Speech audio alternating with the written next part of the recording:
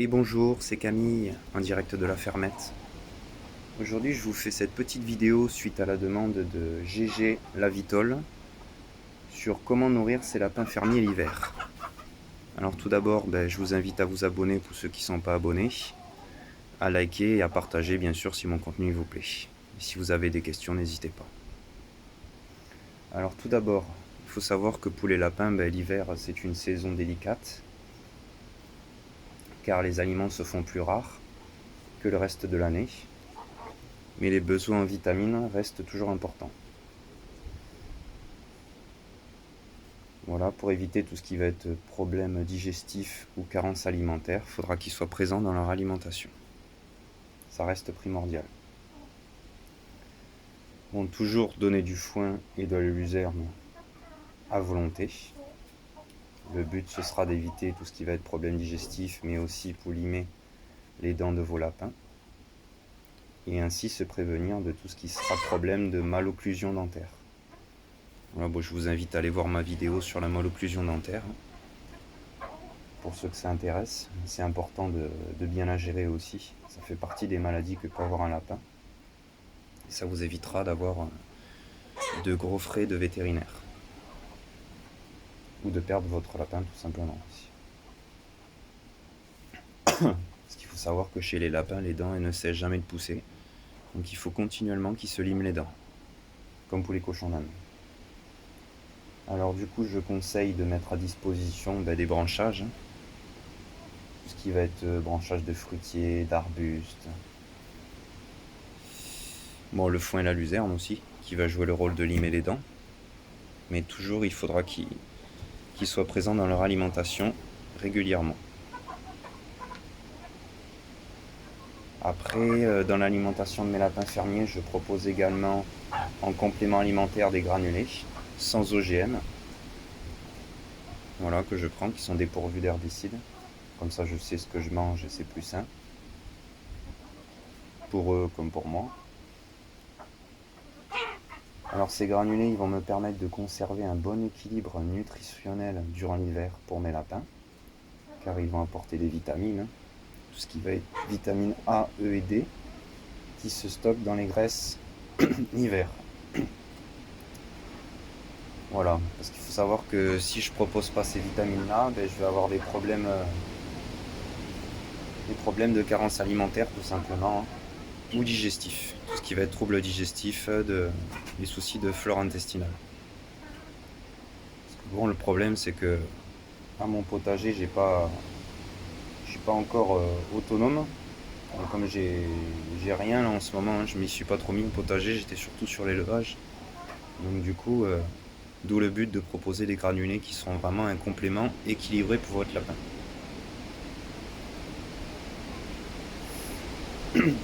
Alors tout d'abord, on va avoir les vitamines A. Elles sont importantes pour la vue de votre lapin, la croissance et la protection des muqueuses. Mais bon, elles vont favoriser aussi les défenses immunitaires de votre lapin.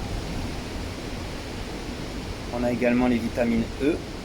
Bon, elles vont permettre de lutter contre le stress physiologique, surtout durant l'hiver, la période de transition, période de mue de votre lapin en fait, où il va renouveler son poil pour le densifier pour avoir moins froid et ainsi réguler mieux sa température. Du coup, ce qu'il faut retenir, c'est que si les vitamines E ne sont pas présentes dans l'alimentation, vous risquez d'avoir des problèmes musculaires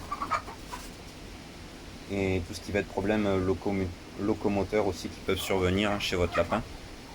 Donc d'où l'intérêt qu'elles soient présentes. On aura aussi les vitamines D. Bon, la vitamine D, elle est indispensable, bien sûr, comme pour nous.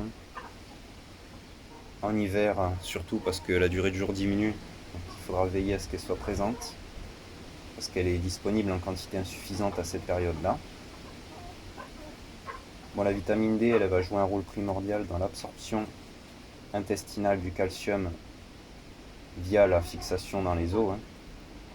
Elle joue un rôle très important dans la fixation dans les os. Bon, ce qu'il faut savoir, c'est qu'une carence en vitamine D, bien sûr, elle peut favoriser des problèmes de malocclusion dentaire. Le calcium est très important pour les dents. Voilà. ce qui va vous engendrer des problèmes du coup, beaucoup de frais chez le vétérinaire. Il faudra surveiller que les dents soient bien limées, mais qu'il y ait une présence de calcium aussi. Ce sera les deux soucis qui vont provoquer une malocclusion dentaire.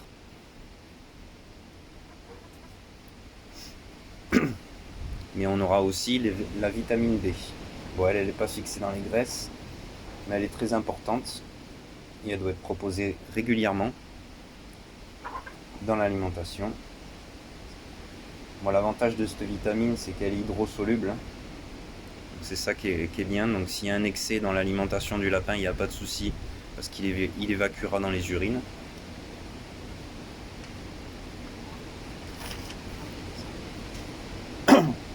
Bon, les vitamines B, bien sûr, elles sont dans les besoins importants parce qu'elles évitent tout ce qui est maladie et stress chez votre lapin. C'est pour ça que, comme je dis, il faut bien surveiller les déjections de votre lapin.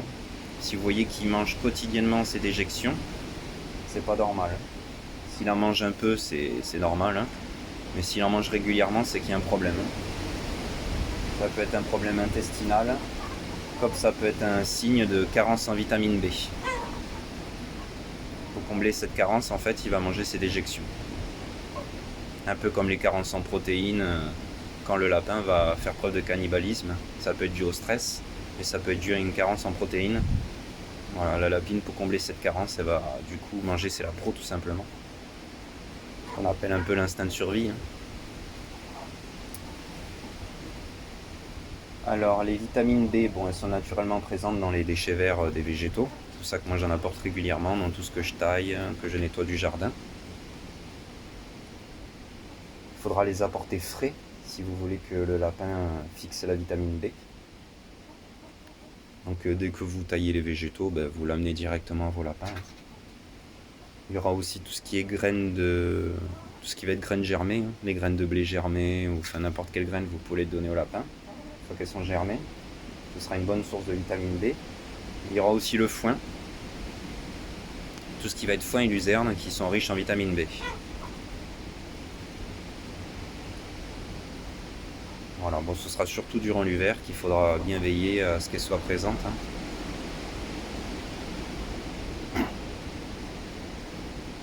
Après, du coup, j'avais fait une petite liste de tout ce qui est aliments toxiques pour les lapins, surtout l'hiver, parce qu'il faudra faire attention. Bon, moi, j'en ai pas dans le jardin, mais tout ce qui est plantes à bulbes, il ne faut surtout pas donner des plantes bulbeuses à vos lapins. Elles sont très toxiques pour eux. Et tout ce qui va être arbustes à baies, ils sont également très toxiques. Donc les plantes à bulbes, durant l'hiver, il faudra faire attention à tout ce qui est... ce qu'on retrouve souvent dans le jardin, tout ce qui est narcisse, jonquille, les crocus, les jacinthes, le perce-neige. Toutes ces plantes-là bulbeuses sont très toxiques pour eux. La partie végétative comme la partie bulbeuse.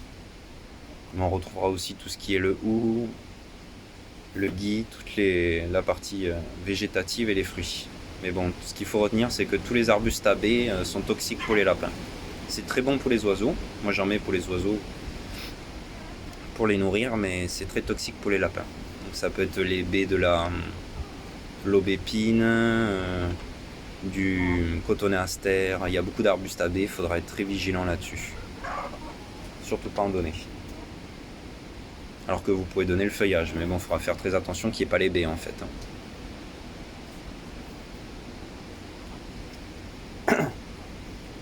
Alors après, bon, tout ce qui est arbustes toxiques, on va retrouver le lierre, la vigne vierge, bien sûr. Bon, le trachelospermum, c'est le jasmin d'hiver, qui produit du latex, donc il est toxique, il ne faudra surtout pas en donner. Que les autres jasmins, il n'y a pas de souci. Il faudra juste surveiller que ce ne soient pas des variétés qui produisent du latex. Le laurier rose aussi, qui produit du latex, qui est toxique. Et le figuier. Le figuier, vous pouvez donner les feuilles, mais surtout pas donner le bois, parce que ça produit du latex aussi. Après, tous les autres fruitiers, vous pouvez donner le bois, il n'y a pas de souci. On fera attention à l'euphorbes aussi. Toujours pareil, qui produit du latex. Et les arômes qui sont très toxiques pour eux. Après, il y a d'autres arbustes, mais j'en ai mis quelques-uns en exemple, ceux qu'on retrouve le plus et qu'il faut être vigilant. Bon, ce qu'il faut retenir, c'est surtout que dans 90% des cas, les arbustes et les arbres caducs sont comestibles pour vos lapins, donc il n'y a aucun souci.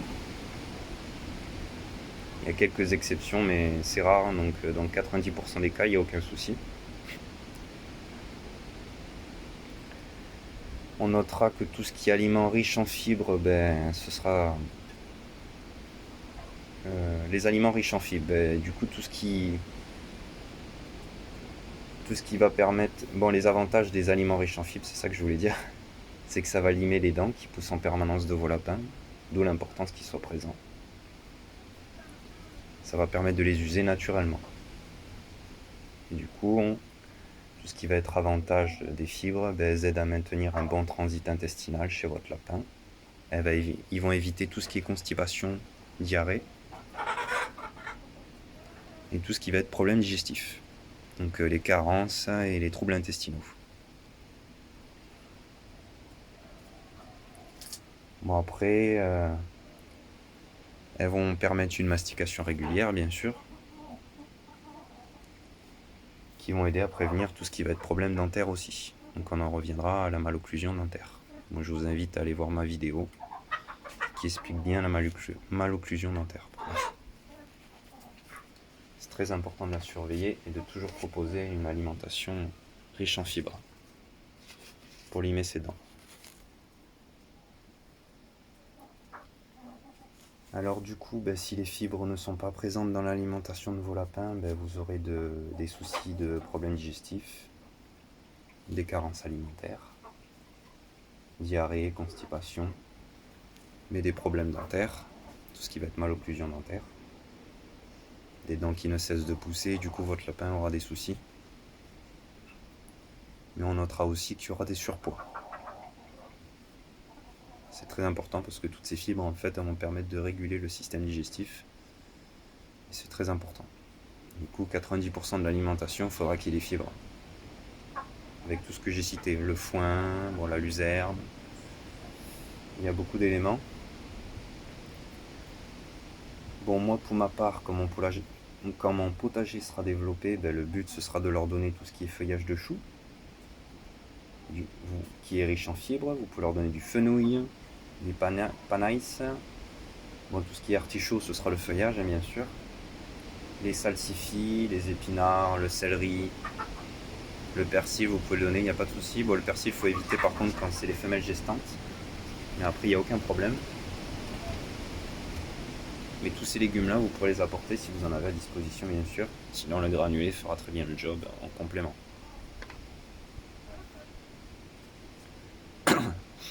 Moi, je voulais dire aussi qu'il faut faire très attention, c'est que le lapin, ça reste un animal fragile si on ne respecte pas certains critères.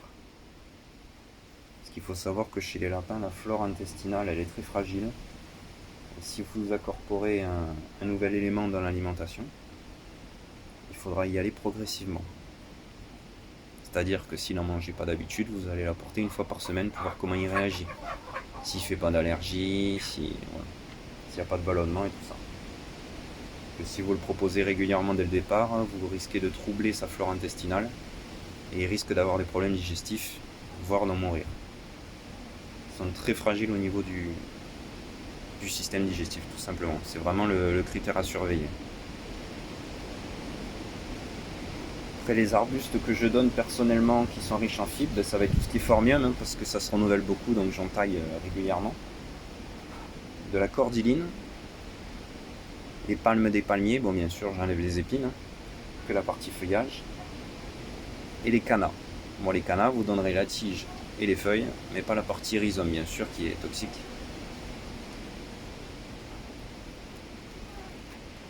Voilà les points que je voulais parler avec vous. Bon, je pense que j'ai fait à peu près le tour.